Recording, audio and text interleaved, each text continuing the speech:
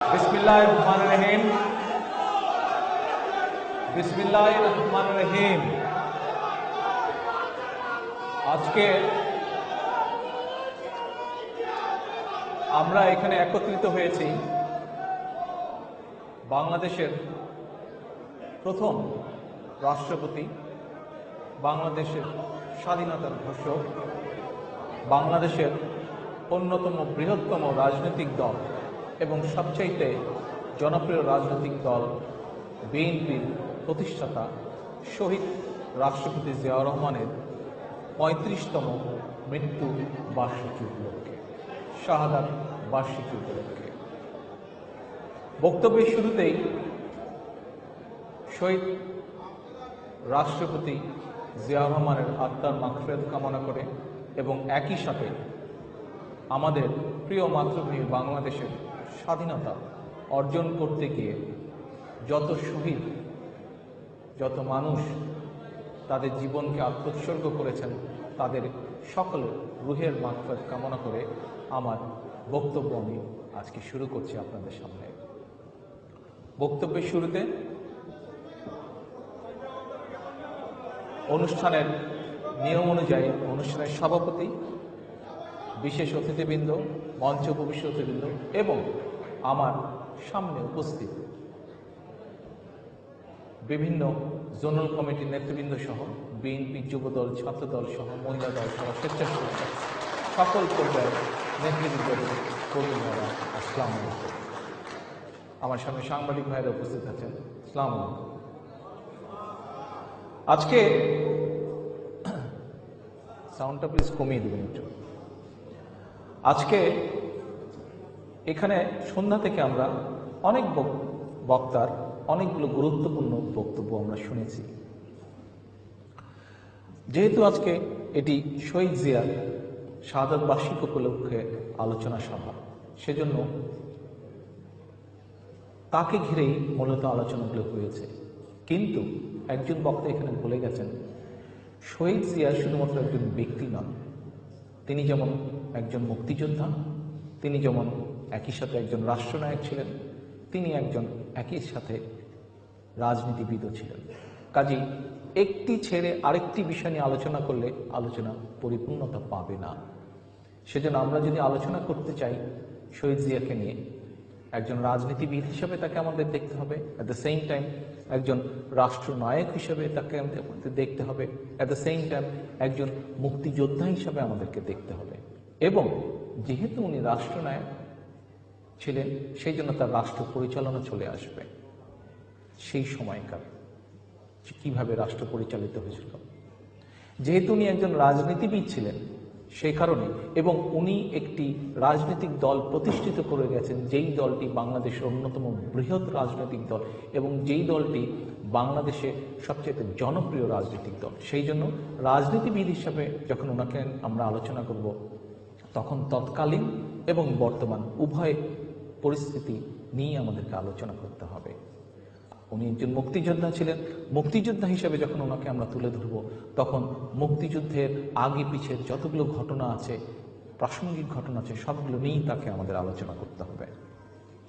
তো আমি একরকম মানসিক প্রস্তুতি নিয়ে এখানে এসেছিলাম যে আলোচনা কিভাবে শুরু করব, কিন্তু সেটাতে সামান্য একটু ব্যাঘাত হয়েছে। একটু অন্যভাবে আপাতত শুরু করতে হচ্ছে আমাকে। কেন? যখন এখানে বসে, এই মঞ্চে বসে যখন আমি অন্য বক্তাদের বক্তব্য শুনছিলাম, সেই সময় আমার কাছে ছোট্ট একটা কাগজ, একটা ইয়াং ছেলে, নতুন প্রজন্মের একজন ছেলে, যুবক, আমার কাছে এই কাগজটি, এই চিরকুটটি লিখে পাঠায়। চিরকুটটিতে খুব সংক্ষেপে সে আমার কাছে লাইন দুটো খুব সিম্পল লাইন, কিন্তু এই লাইন দুটো যদি কেউ পড়ে এবং লাইন দুটো পড়ার পরে অর্থাৎ 2 লাইনের জন্য 1 মিনিট সময় দেয়, তাহলে তার কাছে পরিষ্কার হয়ে যাবে শহীদ জিয়া এবং অন্য রাজনীতিকদের পার্থক্য, ভিতরে পার্থক্য। শহীদ জিয়ার সকল দেশ নিয়ে সকল কার্যক্রম একজন রাজনীতিবিদ হিসাবে এবং সেই সময়কার অন্য রাজনীতিবিদদের সকল কার্যক্রম, শহীদ জিয়ার মুক্তিযোদ্ধা হিসাবে ভূমিকা এবং অন্যদের ভূমিকা, রাষ্ট্রনায়ক হিসেবে শহীদ জিয়ার ভূমিকা, তৎকালীন বা সেই সময়ের আগে পিছিয়ে যারা রাষ্ট্রনায়ক ছিল তাদের ভূমিকা। আমি লাইন দুটো আপনাদেরকে পড়ে শোনাচ্ছি। ছেলেটির নাম বলি যে দিয়েছে, তার নাম হচ্ছে রাজ হাসান। ভাই তুমি কোথায়? কোনায়? আচ্ছা, সবার সামনে আসো তুমি একটু, আমি চাই সবাই তোমাকে দেখুক। এদিকে আসো, তুমি মঞ্চে আসো, কমের চলে আসো,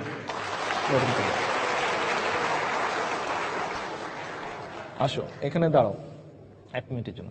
এই সেই রাজ হাসান।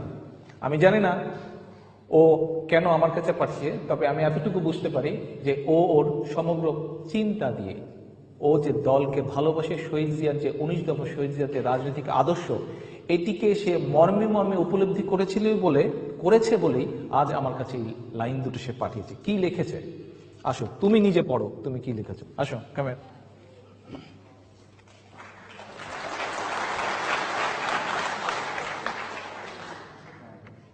এটা হচ্ছে 1971 সালের 25শে মার্চ রাতের ঘটনা নিয়ে লেখা। একজন ব্যাগ গুছিয়ে পাকিস্তান আর্মির অপেক্ষা করছিলেন, আরেকজন কালুরঘাট থেকে ঘোষণা দিয়ে পুরো বাংলাদেশকে জানিয়ে দিয়েছিলেন। পার্থক্যটা এখানেই। থ্যাংক ইউ, বসো। আচ্ছা ঠিক আছে, বসো তুমি এখন। আপনারা কি রাজের কথাটা বুঝতে পেরেছেন? আমরা যদি রাজের কথাটা অনুভব করি, মন দিয়ে রিয়েলাইজ করি, আমাদের সমগ্র আলোচনা, সকল লাইনগুলো, সকল শব্দগুলো কিন্তু এই দুটো লাইনের মধ্যেই চলে আসে। আসুন, ঠিক আছে। তা এখন আমরা রাজের কথা দিয়ে শুরু করলাম। এখন বিস্তারিত আর একটু আলোচনায় যাই আমরা। আপনারা দেখবেন এই যে উর্দু শব্দের নামধারী যে রাজনৈতিক দলটি আওয়ামী লীগ, এই দলটি কিন্তু যখন মঞ্চে দাঁড়ায়, তাদের নেতানেত্রীরা দাঁড়িয়ে শহীদ জিয়া বা বিএনপির প্রতিষ্ঠাতা, তার সম্পর্কে, দেশনেত্রী সম্পর্কে বিভিন্ন রকম আজে বাজে কথা বলতে থাকে, মিথ্যা কথা বলতে থাকে। শহীদ জিয়া সম্পর্কে যখন তারা বলে, বিভিন্ন রকম মিথ্যা কথা বলে, কিন্তু শহীদ জিয়ার কোনো পলিসি নিয়ে তারা কোনো কথা বলে না। এখন কেন বলে না, আসুন সংক্ষেপে আমরা সেটি দেখি। আমি মনে করি শেখ মুজিবের 40 বছরের রাজনীতি, 40 বছরের রাজনীতি শহীদ জিয়ার মাত্র প্রায় 4 বছরের রাজনীতির সম্মুখে হুমকি হয়ে দাঁড়িয়েছে। শহীদ জিয়ার 4 বছরের রাজনীতি হুমকি হয়ে দাঁড়িয়েছে শেখ মুজিবের 40 বছরের রাজনীতির কাছে। কেন? তারা কিন্তু কোনো পলিসি নিয়ে কিভাবে কথা বলবে? শহীদ জিয়ার শিক্ষানীতি নিয়ে কথা বলবে? গণশিক্ষা কর্মসূচি নিয়ে কথা বলা সম্ভব না। গণশিক্ষা কর্মসূচি কি ছিল? সমগ্র জাতিকে শিক্ষিত করে তোলা। অপরদিকে আমরা শেখ মুজিবের সময় কি দেখি? এখানে কয়েকজন মুরব্বী উপস্থিত আছেন, আমরা যদি ওনাদের কাছে জানতে চাই, ওনারা পরিষ্কারভাবে বলে দিতে পারবেন যে 72-73 সালে আমরা শুনেছি যে ছেলেপেলেরা যখন পরীক্ষা দিত, যারা নকল করতে যেত, স্টুডেন্ট না কিন্তু পরীক্ষা দিতে যেত, তারা বলে টেবিলের উপরে রিভলভার রেখে পরীক্ষা দিত, যাতে নকল করতে গেলে শিক্ষকরা যাতে তাদেরকে কিছু বলতে না পারে। এখানে একজন আমি মুরব্বীকে দেখতে পাচ্ছি। মুরব্বী, আমি কি সঠিক বলেছি না ভুল আছে? একটু কি দাঁড়িয়ে বলবেন আমার কথাটা কি সঠিক? এরকম ঘটনা কি সে সময় ছিল? এই ছিল। থ্যাংক ইউ সো মাচ, বসেন দয়া করে। শিক্ষা পলিসি যদি সংক্ষেপে আমরা দেখি, এই ছিল তখন শিক্ষার অবস্থা। এবং ঠিক একই রকম অবস্থা আজ আমরা শেখ মুজিবের কন্যা রং হেডের অবৈধ শেখ হাসিনার সময় একই ঘটনার সময় দেখা যাচ্ছে। আসুন, আইন শৃঙ্খলা পরিস্থিতি, আমাদের ইতিহাসের পাতা ঘাটার দরকার নেই বলে আমি মনে করি। অর্থাৎ শেখ মুজিবের সময়, দেশ স্বাধীনের পরে আইন শৃঙ্খলা পরিস্থিতি কি ছিল সেটি যদি জানতে হয়, আমি নতুন প্রজন্মের ধ্বংসে পরিণত হলো। প্রত্যেকটি কলকারখানা বন্ধ হয়ে গেল, শ্রমিকরা বেকার হয়ে গেল। জুট মিলগুলোতে দেখলাম কয়দিন পর পর যদি বের করা হয় তাহলে এই নিউজগুলি দেখা যায়। অথচ শহীদ জিয়ার সময় আমরা দেখলাম ধীরে ধীরে ধীরে আবার দেশে কলকারখানাগুলো স্থাপিত হতে লাগলো, শুধু স্থাপিত হতে লাগলো না, কলকারখানা চলতে লাগলো, উৎপাদন হতে লাগলো।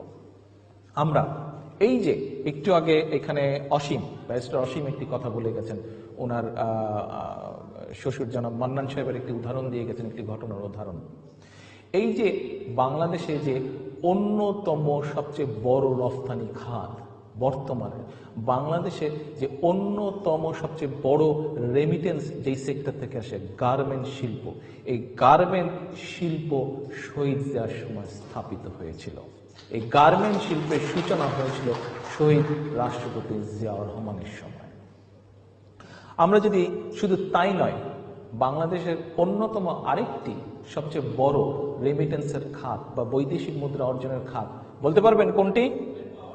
ম্যান পাওয়ার বা মানুষ, এই যে স্কিল মানুষ বিদেশে রপ্তানি করা, আনস্কিলও আছে এর মধ্যে অবশ্য। এই যে এটিও সূচিত হয়েছিল শহীদ রাষ্ট্রপতি জিয়াউর রহমানের সময়। আপনারা আসুন, আজকে যদি আলোচনা করতে হয়, আসুন পলিসি ওয়াইজ চিন্তা করুন, পলিসি ওয়াইজ আলোচনা করুন। আমি বাজি ধরে বলতে পারি যে আওয়ামী লীগ নামক রাজনৈতিক দলটি 5টা পলিসি দিতে পারবে না যে শেখ মুজিব করেছিল, যেই 5টা পলিসি যেগুলো দেশের মানুষের উপকারে লেগেছিল। এরকম কোনো পলিসি গ্রহণ করার মতন ক্যাপাবিলিটি, যোগ্যতাই তাদের ছিল না। এবং সেই কারণেই শেখ মুজিবের 40 বছরের রাজনীতি হুমকির মুখে পড়ে গেছিল শহীদ রাষ্ট্রপতি জিয়া রহমানের মাত্র 4 বছরের রাজনীতির কাছে। সবচাইতে বড় পার্থক্য শহীদ রাষ্ট্রপতি জিয়া রহমান এবং শেখ মুজিবুর রহমানের মধ্যে সবচাইতে বড় পার্থক্য কোনটা জানেন? বড় পার্থক্য হচ্ছে, যেই শেখ মুজিব তার সারা জীবনের রাজনীতিতে গণতন্ত্র গণতন্ত্র গণতন্ত্র গণতন্ত্র বলে চিৎকার করেছিল, যখন ক্ষমতায় আসার 2 বছরের মাথায়, 3 বছরের মাথায় সে গণতন্ত্রকে গলা টিপে হত্যা করেছিল এবং গলা টিপে হত্যা করে বাকশাল রচনা করেছিল। শেখ মুজিবের রাজনৈতিক জীবনের মূল আদর্শ কিন্তু not Awami League, but it was Baksal, because রাজনৈতিক জীবনে সে কিন্তু আওয়ামী লীগকে জন্ম দেয়নি। তার রাজনৈতিক জীবনে সে যদি কোনো পলিটিক্যাল ইনস্টিটিউশন জন্ম দিয়ে থাকে, সেটি ছিল বাকশাল। যে সারা জীবন বলেছে সে সংবাদপত্রের স্বাধীনতায় বিশ্বাস করে। আমার সাংবাদিক ভাইয়েরা এখানে উপস্থিত আছেন, জানি না কতটুকু লেখার ওনাদের সুযোগ আছে বা সাহস আছে বা সদিচ্ছা আছে, কিন্তু সেই সংবাদপত্রের স্বাধীনতাকেও গলা টিপে হত্যা করেছিল সেদিন শেখ মুজিব। এবং পার্থক্যটা এখানেই, শহীদ রাষ্ট্রপতি জিয়াউর রহমান যখন দেশ পরিচালনার দায়িত্ব পেলেন, যত দ্রুত সম্ভব হয়েছে উনি সেই গণতন্ত্রকে ফিরিয়ে দিয়েছিলেন দেশের মানুষের কাছে।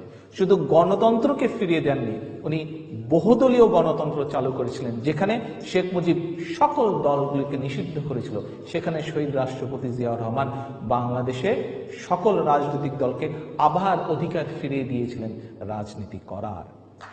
শহীদ রাষ্ট্রপতি জিয়াউর রহমান আবার অধিকার ফিরিয়ে দিয়েছিলেন। আজকে এখানে যেরকম অসীম ঘটনাটা তার গার্মেন্টসের ঘটনায় বলে গিয়েছিল যে লক্ষ লক্ষ গার্মেন্টস কর্মী আজকে চাকরি পেয়েছে, আজকে অনেক গার্মেন্টস মালিকরা BMW মার্সিডিজ চালাচ্ছে, বিকজ সেদিন শহীদ জিয়া পলিসি গ্রহণ করেছিল বলেই তারা আজকে এইসব গাড়ি চালাতে পারছে, তারা আজকে এইসব ব্যবসা করতে এই পলিসি নিয়েছিলেন বলেই। শহীদ রাষ্ট্রপতি জিয়াউর রহমান সেদিন সংবাদপত্রকে উন্মুক্ত করে দিয়েছিলেন, কারণ উনি সংবাদপত্রের স্বাধীনতায় বিশ্বাস করতেন।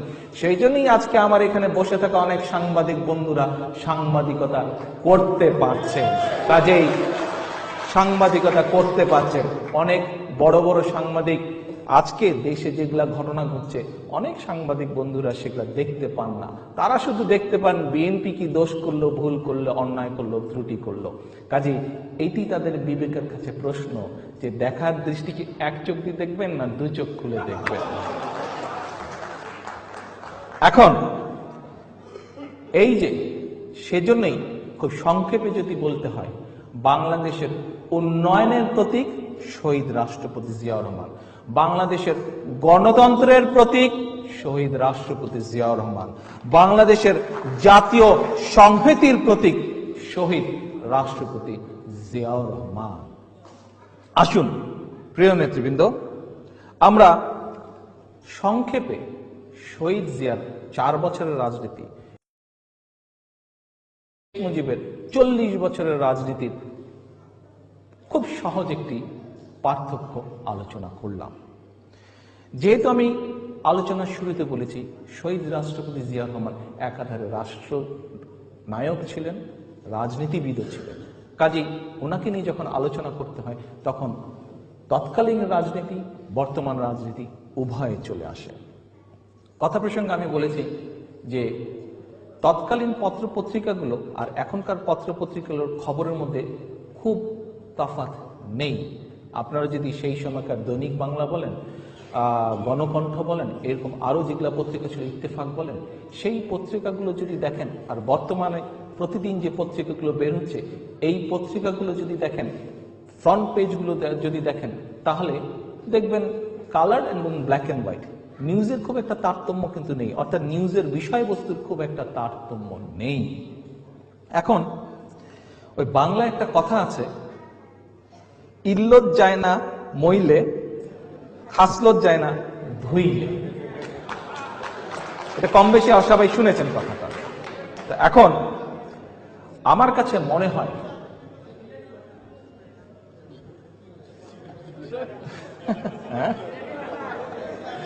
হ্যাঁ, সিলেটি ভাষা, জি।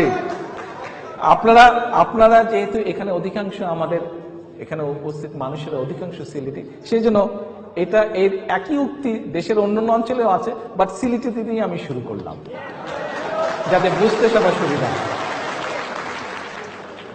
এখন আলোচনার সেকেন্ড পর্ব যদি ধরি, আলোচনার সেকেন্ড পর্বে এই কথাটা দিয়ে শুরু করতে হচ্ছে। এখানে আমাদের এখানে একজন বিশিষ্ট অতিথি আছেন, আবুল হাসনাত সাহেব, ডক্টর হাসনাত সাহেব। ওনার মতন সমাজে বহু মানুষ আছেন, বহু মানুষ ওনার মতন আছেন। উনি যেই ধরনের মানুষ, ওরকম বহু মানুষ আছেন। প্রত্যেকটি মানুষ, সেই মানুষগুলোর প্রত্যেকটি মানুষকে জিজ্ঞেস করুন, প্রত্যেকটি বিবেকবান মানুষকে আপনারা জিজ্ঞেস করুন যে তফাৎটা কি। ওনারা বলবে কোনোই তফাৎ নাই। বাপ এবং বেটির শাসনের মধ্যে তফাৎ কোনোটাই নাই। তখন ছিল অ্যানালগ, এখন হচ্ছে ডিজিটাল। তখন অ্যানালগ পদ্ধতিতে ব্যাংক ডাকাতি হয়েছে, খুন খারাপি হয়েছে। এখন ডিজিটাল পদ্ধতিতে ব্যাংক ডাকাতি হচ্ছে, খুন খারাপি হচ্ছে। ওই নারায়ণগঞ্জের 7 মার্ডার এই আমলেও হয়েছে, সেই আমলেও হয়েছে। এখন এই যে বললাম খাসলত যায় না ধুইলে, এটি কিন্তু আমাদের কারো কথা না, এটি আমাদের কারো কথা না। আওয়ামী লীগের যে চুরির খাসলত, আওয়ামী লীগের যে ব্যাংক ডাকাতির খাসলত, এটি যে কোনোভাবেই ধুলে পেটালে, ওয়াশ করলে, ডিটারজেন্ট দিয়ে কোনোভাবেই যে কিছু হয় না, এটির সবচেয়ে বড় প্রমাণ দিয়ে গেছে শেখ মুজিবুর রহমান। শেখ মুজিবুর রহমান নিজেই 1975 সালে চাটার দল, চোরের দল আখ্যা দিয়ে কোন রাজনৈতিক দলটিকে নিষিদ্ধ করেছিল? আওয়ামী লীগ নামক রাজনৈতিক দলটিকে নিষিদ্ধ করেছিল। শেখ মুজিব খুব ভালো করেই বুঝেছিল যে এরা হচ্ছে চোরের দল, এরা হচ্ছে চাটার দল, এরা হচ্ছে ব্যাংক ডাকাতের দল।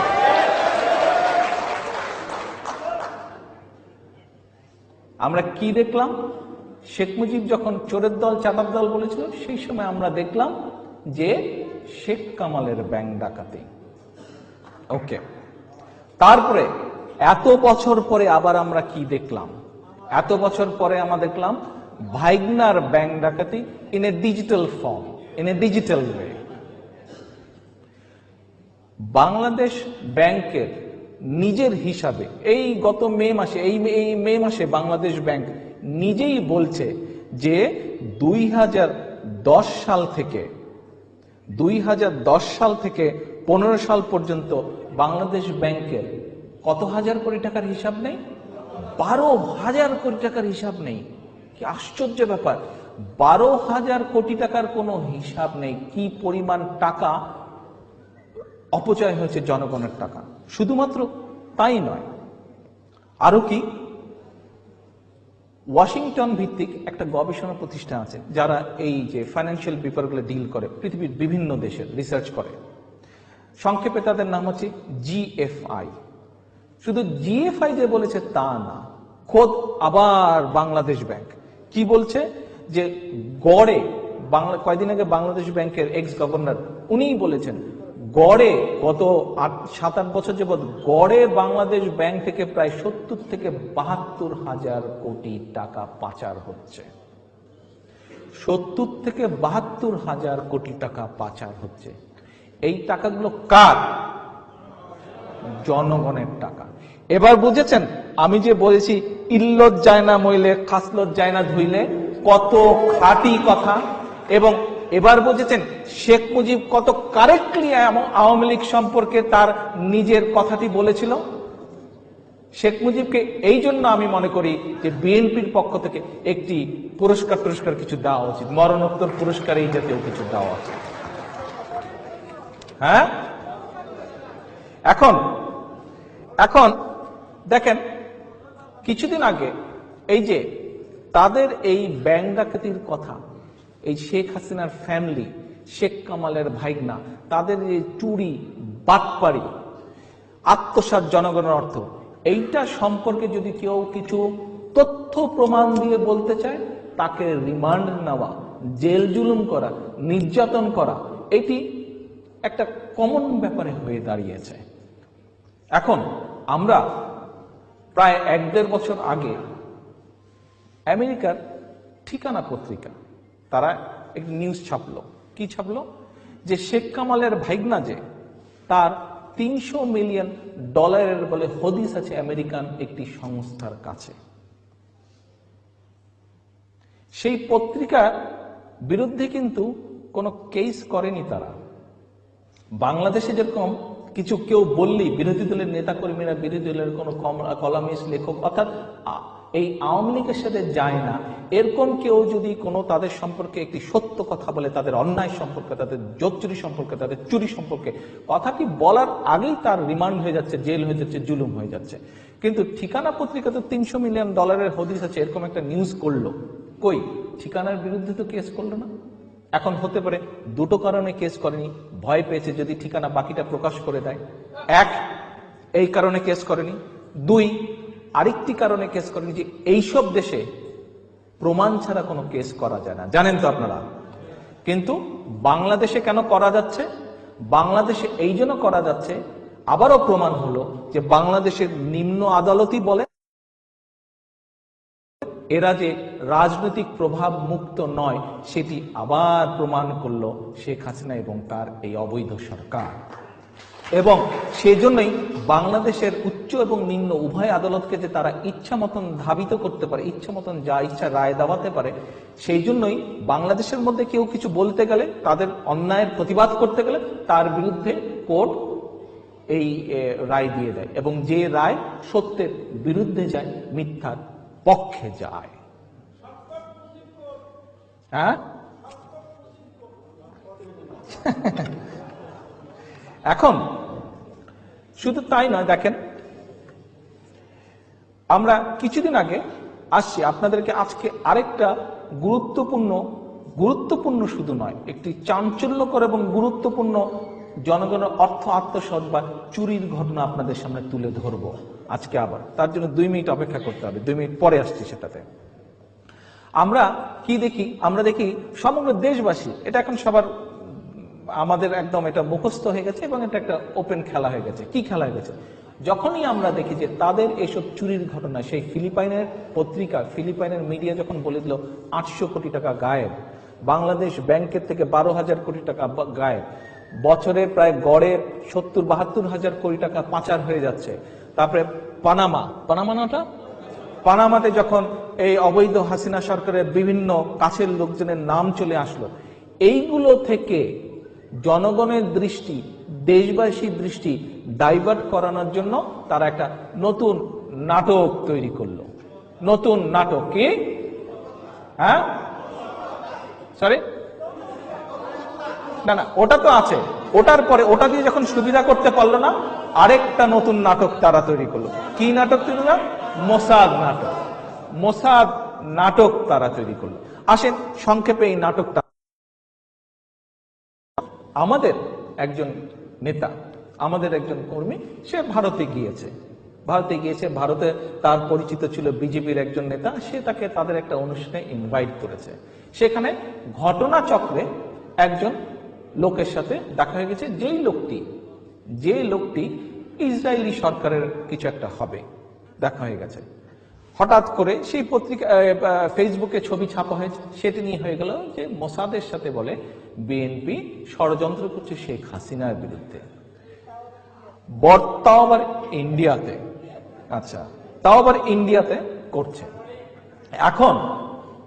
এখন বিষয়টা হচ্ছে যে এই যে ষড়যন্ত্রের কাহিনী ফেটেছে আওয়ামী লীগ বা শেখ হাসিনা বা তার লোকজন। আসেন, এটার আগে আপনাদেরকে কিছু ইনফরমেশন আমি দেই। কিছু জিনিস জানা দরকার যে এই যে প্যালেস্টাইন, ফিলিস্তিন, এদের জন্য বিএনপি, শহীদ জিয়া, বিএনপি দল বা সরকার কি করেছিল কখন? শহীদ জিয়ার সময় ফিলিস্তিনের মানুষের প্রতি একত্রতা ঘোষণার জন্য সবচেয়ে প্রথম একটি ডাক টিকিট প্রকাশ করা হয়েছিল শহীদ জিয়ার সময়। যেই ডাক টিকিটের ছবিটি ছিল এমন যে একজন ফিলিস্তিনি মুক্তিযোদ্ধা অস্ত্র হাতে দাঁড়িয়ে আছে এবং তার পিছনে আলাস্কা মসজিদের ছবি। শুধু তাই নয়, ডাক টিকিটের নিচে লেখা ছিল, আমরা বীর ফিলিস্তিনি স্বাধীনতাকামী যোদ্ধাদের সালাম জানাই। শুধু তাই নয়, 1981 সালে শহীদ রাষ্ট্রপতি জিয়াউর রহমানের আমন্ত্রণে প্রথমবারের মতন বাংলাদেশ সফর করেছিলেন ফিলিস্তিনি স্বাধীনতা আন্দোলনের অবিসংবাদী নেতা ইয়াসির আরাফাত। সে সময় শহীদ জিয়া কিন্তু নিজে উপস্থিত থেকে লাল গালিচা সম্বোধনা দিয়েছিলেন আরাফাতকে, এই ফিলিস্তিনি নেতাকে। শুধু তাই নয়, কিন্তু শহীদ জিয়ার নেতাদের বিএনপি সরকারের সময় কিন্তু বাংলাদেশ 15 সদস্য বিশিষ্ট জেরুজালেম সমন্বয় কমিটি, 6 সদস্য বিশিষ্ট জাতিসংঘে জেরুজালেম সমন্বয় কমিটি, এমনকি 3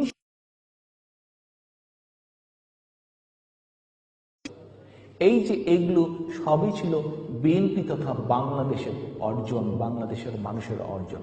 কাজে বিএনপিকে যদি এখন বলে যে ইসরায়েলের সাথে এক হয়ে ফিলিস্তিনিদের বিরুদ্ধে ষড়যন্ত্র করছে, এটি আর যাই হোক, এটি একমাত্র রং হেডেড পাগল অবৈধ শেখ হাসিনার মুখেই মানাতে পারে।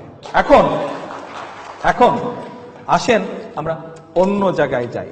নাটকটা তারা কেন করেছে? এই যে নাটকটা করলো, এই নাটকের উদ্দেশ্য আবার জনগণের অর্থ আত্মসাৎ করা। এই নাটকের উদ্দেশ্য আবার অন্যতম উদ্দেশ্য, আরো উদ্দেশ্য আছে, একটা উদ্দেশ্য আপনাদের সামনে আমি বলছি। এই সাফাদি নাটকের অন্যতম আরেকটি উদ্দেশ্য হচ্ছে জনগণের আবার সেই অর্থ, টাকা পাচার করা বিদেশে। প্রকৃত ঘটনা হচ্ছে, সরকার, এই বাংলাদেশের বর্তমান সরকার যুক্তরাষ্ট্র ভিত্তিক, খেয়াল করে শুনবেন, নামগুলো মনে রাখবেন, যুক্তরাষ্ট্র ভিত্তিক ইসরায়েলি প্রতিষ্ঠান ভেরিরেন্টের কাছ থেকে $200 কোটি মূল্যের তথ্য প্রযুক্তি যন্ত্রপাতি কিনতে যাচ্ছে। তথ্য প্রযুক্তি যন্ত্রপাতি $200 কোটি।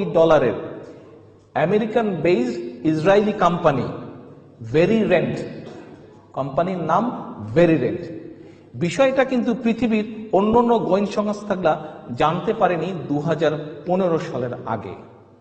Jimmy Johnson global research CM জানিয়েছে, ইসরায়েলি প্রতিষ্ঠানের সঙ্গে এই চুক্তির লক্ষ্য হচ্ছে, এটা হচ্ছে ওই যে টেলিফোন বাগিং টাগিং এর একটা ইউনিট আর কি, মানে একটা মেশিনের নাম ইউনিট 8200 প্রযুক্তি ব্যবহার করা। বাংলাদেশ সরকার তথ্য আদান প্রদান যাতে ধরতে পারে, ইসরায়েলি সামরিক গোয়েন্দা বাহিনী এই প্রযুক্তি ব্যবহার করে। এই যে ইউনিট 8200, এই যন্ত্রটা ইসরায়েলি গোয়েন্দা তারা ব্যবহার করে। ইউনিট 8200 এর একজন সাবেক সদস্য ইদান টেন্ডলার জানিয়েছেন, বাইরের গবেষণা অগ্রগতির উপর নির্ভর না করে 8200 প্রযুক্তি তাদের গ্রাহকদের অর্থাৎ গোয়েন্দা কর্মকর্তাদের সঙ্গে সরাসরি কাজ করে। তথ্য বিশ্লেষণ, ডাটা সংগ্রহ, সকল প্রযুক্তি ঘরের মধ্যে করা সম্ভব। দুই পক্ষ বলতে ইসরায়েল এবং বাংলাদেশের গোয়েন্দা সংস্থা, অর্থাৎ দুই পক্ষই প্রযুক্তিবিদ্যা প্রতিদিন পাশাপাশি বসে সুনির্দিষ্ট চাহিদা মোতাবেক সব ব্যবস্থা করতে পারবে। এই সংস্থাটা আরো বলছে, বাংলাদেশ সরকারের এই ব্যবস্থার মাধ্যমে বাংলাদেশের নিরাপত্তার গোপনীয়তা একটি ইসরায়েলি প্রতিষ্ঠানের কাছে যেমন প্রকাশিত হয়ে যাবে, সেই সঙ্গে উভয় দেশের সামরিক বাহিনীর মধ্যে সমঝোতাও তৈরি হবে। পত্রিকা একাধিক সূত্রের বরাত দিয়ে জানিয়েছে, লাস্টের লাইনটা খেয়াল করবেন, যে 2010 সালে গঠিত জাতীয় টেলিযোগাযোগ পর্যবেক্ষণ কেন্দ্রের পক্ষে এই চুক্তির মধ্যস্থতা করেছেন সরকারের একজন প্রভাবশালী উপদেষ্টা। এবার বুঝেছেন নাটকের মোসাদ, নাটকের অন্যতম আসল রহস্য এবং উদ্দেশ্য আবার সেই জনগণের টাকা চুরি।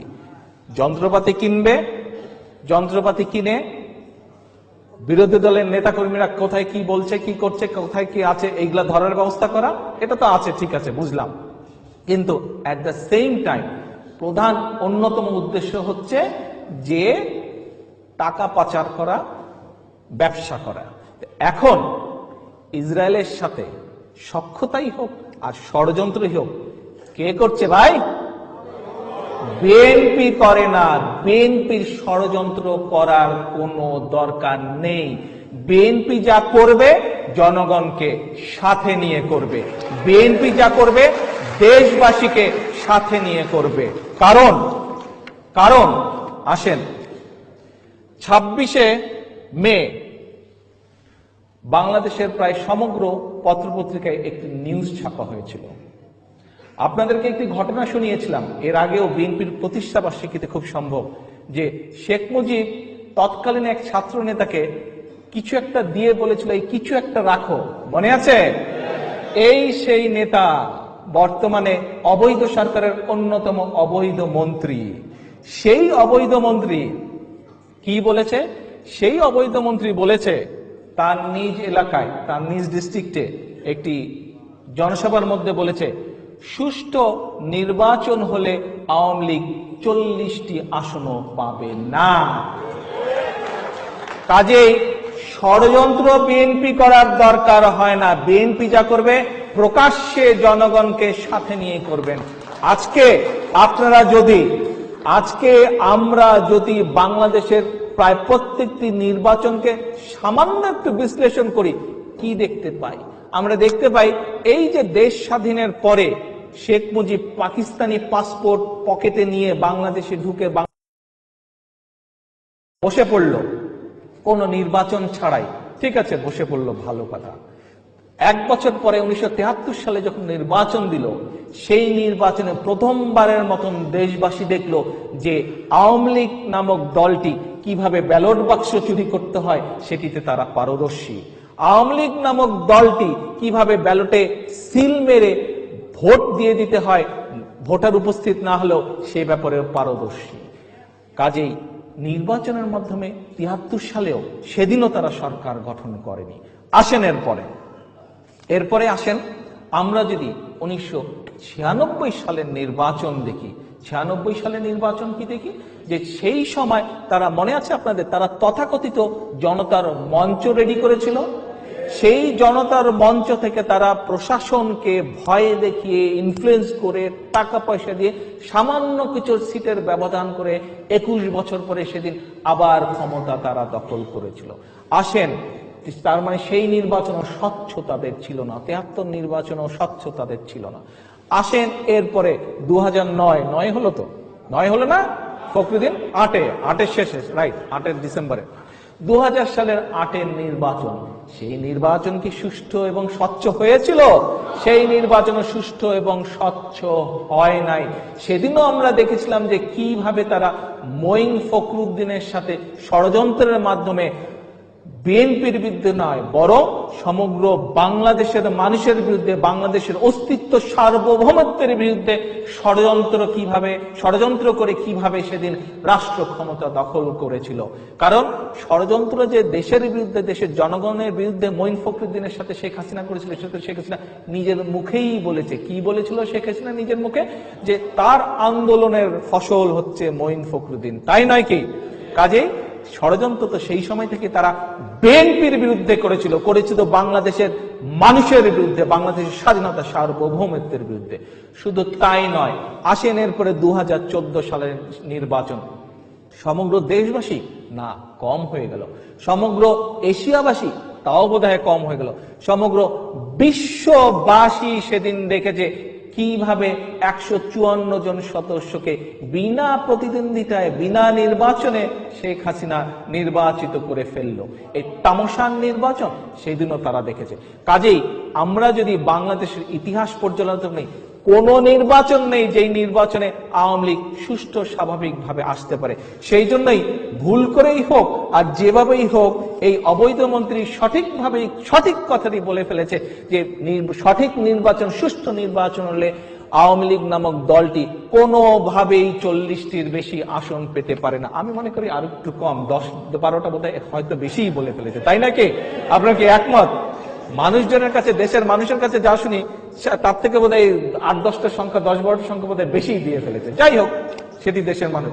তবে তাদের পক্ষে সুষ্ঠু নির্বাচনের মাধ্যমে কোনোভাবেই আসা সম্ভব নয়।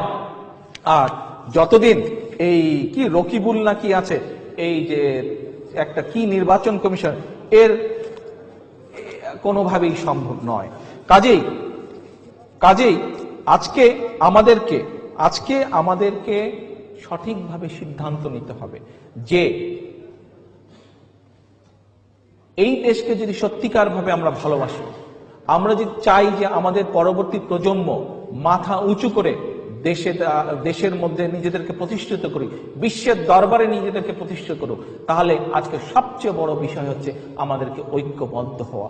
আজকে সবচেয়ে ইম্পর্টেন্ট বিষয় হচ্ছে যে বাংলাদেশ জাতীয়তাবাদের চেতনায় যারা আমরা উদ্বুদ্ধ, জাতীয়তাবাদের চেতনায় যারা, বাংলাদেশি জাতীয়তাবাদের চেতনায় যারা আমরা বিশ্বাস করি, আমাদের সকলকে একত্রিত হবে।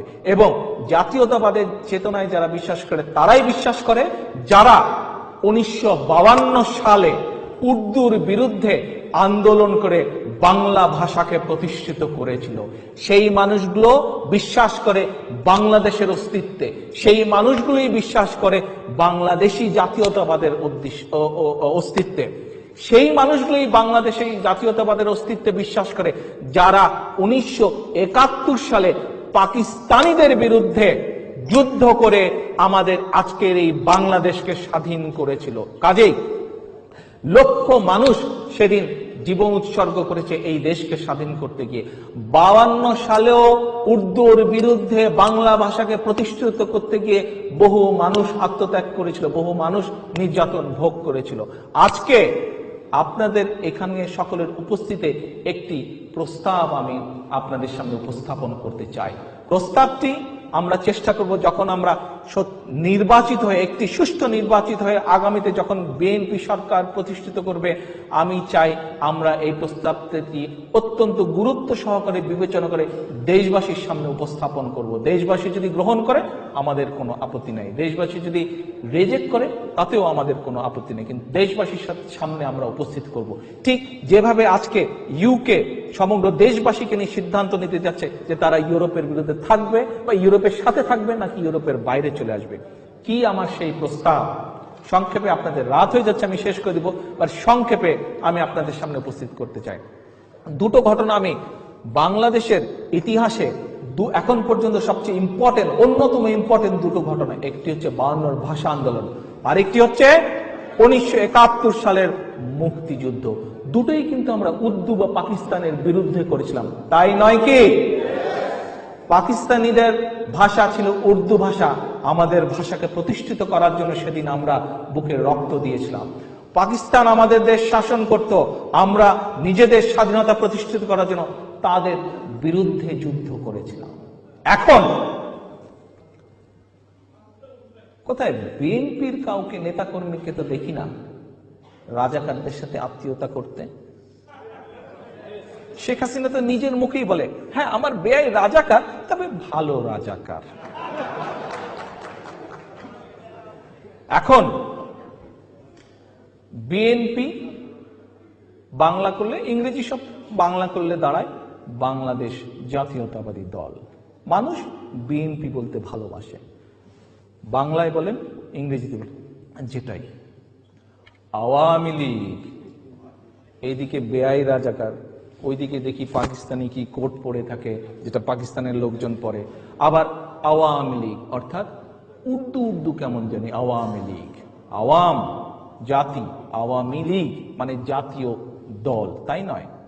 আমি আপনাদের সামনে একটি প্রস্তাব উপস্থাপন করতে চাই। ইনশাল্লাহ আমরা যখন সামনে সরকার গঠন করব তখন এটি জনগণের সামনে নিয়ে যাব, যে যে জাতি নিজের বুকের রক্ত দিয়ে নিজের ভাষাকে প্রতিষ্ঠিত করে, যে জাতি নিজের জীবন আত্মোৎসর্গ করে নিজের দেশকে প্রতিষ্ঠিত করে, সেই দেশে, যে দেশের বিরুদ্ধে আমরা ভাষা আন্দোলন করলাম, যে দেশের বিরুদ্ধে আমরা যুদ্ধ করলাম, সেই দেশের শব্দ সম্মিলিত কোন রাজনৈতিক দল, অর্থাৎ উর্দু ভাষা দিয়ে যেই রাজনৈতিক দল নিজেদেরকে পরিচালিত করে, সেরকম কোন দল কি বাংলাদেশে থাকা উচিত?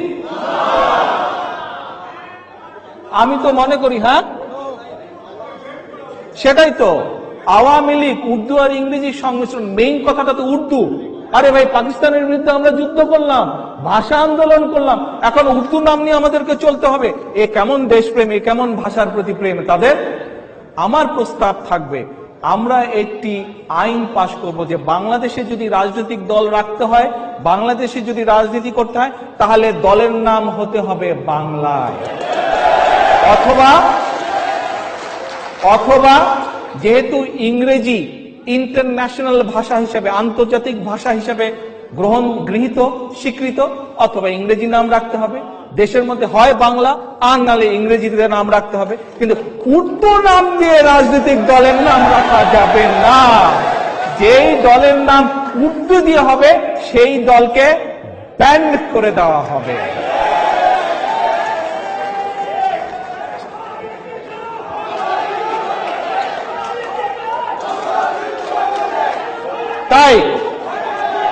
তাই শহীদ জিয়ার এই 35তম শাহাদাত বার্ষিকী উপলক্ষে আজকে, আরে ভাই আগে কথা শুন, বস।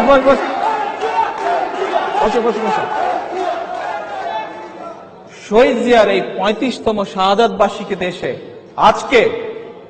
আজকে আপনাদের সকলের কাছে, আপনাদের মাধ্যমে, সংবাদ কর্মী ভাইরা এখানে আছেন, তাদের মাধ্যমে সমগ্র দেশের বাংলাদেশি জাতীয়তাবাদী বিশ্বাসী সকল নেতা কর্মী সমর্থক ভোটারদের কাছে আমার আহ্বান থাকবে, আজকে আমাদের সকলকে শপথ নিতে হবে ঐক্যবদ্ধ থাকার।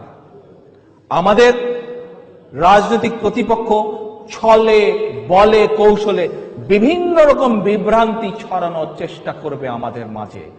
আমাদেরকে সকল বিভ্রান্তিকে পাশে রেখে, সকল মিথ্যাকে পাশে রেখে, সকল কিছুকে পাশে রেখে আমাদেরকে দেশনেত্রী বেগম খালেদা জিয়ার পেছনে দাঁড়াতে হবে ঐক্যবদ্ধভাবে, এবং দলের সামনে যে কর্মসূচি আসছে সেই কর্মসূচিকে আমাদের সঠিকভাবে নিষ্ঠার সাথে সততার সাথে পালনের মাধ্যমে আমাদের দেশ থেকে যে গণতন্ত্র হারিয়ে গেছে, হাইজ্যাক করা হয়েছে, গুম করা হয়েছে, সেই গণতন্ত্রকে আমাদের প্রতিষ্ঠিত করতে হবে।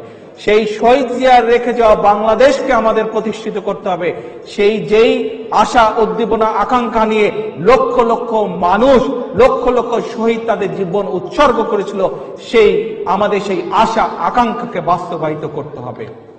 আগামী দিনে আবার ইনশাআল্লাহ আমরা শহীদ রাষ্ট্রপতি জিয়াউর রহমান এর যে ইচ্ছা ছিল, আকাঙ্ক্ষা ছিল, সেটিকে পূরণ করার জন্য এবং দেশনেত্রী বেগম খালেদা জিয়ার আহ্বানে আমাদের আন্দোলনকে সফল করার আহ্বান রেখে আপনাদের সকলের কাছ থেকে আজকে বিদায় নিচ্ছি। আল্লাহ হাফেজ। বাংলাদেশ জিন্দাবাদ।